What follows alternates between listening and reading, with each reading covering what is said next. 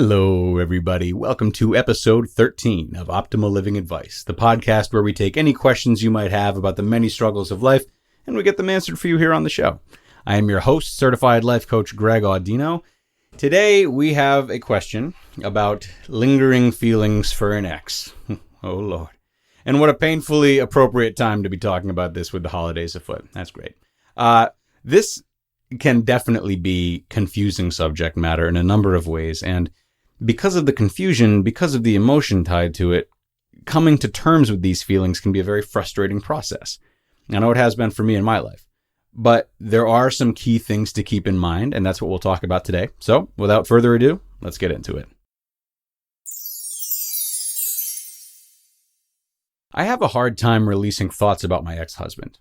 We've been divorced for almost 10 years now, and in many ways, my life is better without him. He was very insecure and would often blame me for things I did not do. He would try to control me a lot, and he was never able to hear out my feelings. The relationship was not healthy, nor do I believe it would be now. Yet I still can't break free from this cycle of thoughts about him. It feels like a piece of me has gone missing without him. Why am I still having these thoughts and feelings? What can I do to break free of them? Well, this might not be the answer you or anyone in this position, because there are a lot of us, wants to hear, but I'm not sure you do break free of them. And what I mean by that is not necessarily that these thoughts and feelings won't get weaker or disappear completely over time, because they very well could. But when I hear the wording break free, I feel a sense of aggression or perhaps control, as if you have a choice in just turning these feelings off like they're operated by a switch. And our brains don't work that way. We really can't outmuscle our minds and expect them to cooperate gracefully. The same way we can't outmuscle people and expect them to cooperate gracefully. There needs to be a sense of honor and respect. That's the foundation upon which real progress can be made. So there's going to be two parts to my answer today. And the first part is that I'd like you to work on being comfortable with these feelings. Your ex-husband, for better or worse, was a big part of your life.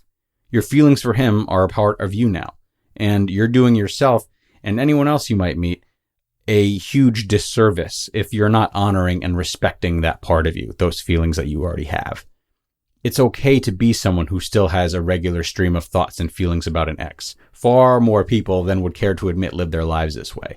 And the ones that tend to be the most haunted are the ones who constantly try to suppress these feelings or distract themselves from them.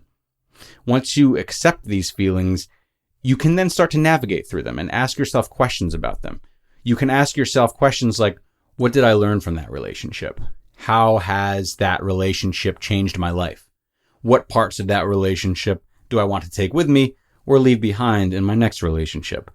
What could I have done better, or what patterns did I display in that relationship? What's the truth of that relationship? And am I living in that truth, or am I living in fantasy? These are relatively standard questions, but they can provide an enormous amount of insight once you're comfortable enough with your feelings to answer them honestly and in depth. There is, however, a very useful question to ask yourself that almost everybody misses, a question that segues into the second part of my answer. You mentioned that it feels as though a piece of you has gone missing without him. What I would like to ask you is, what exact piece of you has gone missing? In other words, what did your ex-husband represent to you? You see, when we get caught into cyclical, usually painful thoughts, and a certain thing just keeps relentlessly popping up into our heads, a lot of the times what's cycling through our minds is not about the thing itself, as much as it is what that thing represents to us or offers us. Mind you, that thing can be a person, a place, a job, an experience, whatever.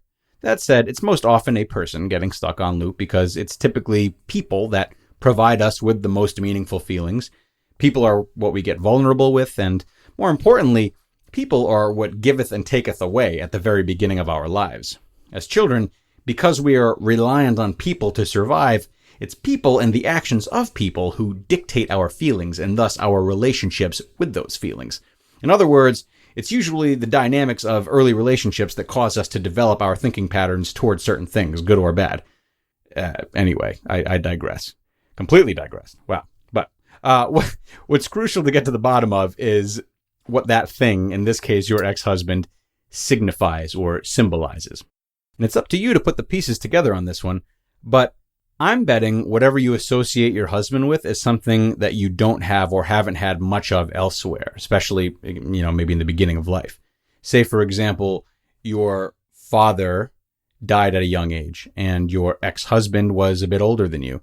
If you're still missing your husband, yet you know the relationship wasn't healthy, it could very well be more about missing the idea of a father figure. That might have been a large part of the attraction from the get-go. So now, without him, the commentary in your mind might not be, I miss my ex, as much as it is, I have no father. Another example would be if maybe your ex-husband was the only man you were ever intimate with, right? The commentary might not be, I miss my ex, as much as it is, I have no sexual outlet. The poorer or less diverse our relationship is with any one thing we associate with an ex, the more we'll look only to them to fulfill that need. In this way, it can easily be about the now unmet needs that the ex once provided us with, rather than the ex themselves.